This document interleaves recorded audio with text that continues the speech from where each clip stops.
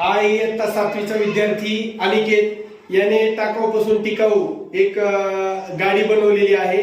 ती गाडी त्यांनी कशी बनवलेली आहे, विद्यार्थ्यांची सृजनशीलता कशी असते हे अनिकेतने दाखवून दिलेलं आहे।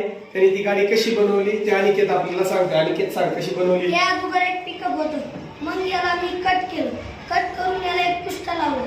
तो पुष्टा मला म्हणजे असा दुकानात भेटला, मी त्याला विकत आणलो। ग्लू गन होती माझ्याकडे, मी त्याला एक आकार दिला आणि मी त्याला बसले आणि त्याच्यामध्ये लाईट बी लागतात, त्याच्यामध्ये मी गड्डा फिट केलेला आहे।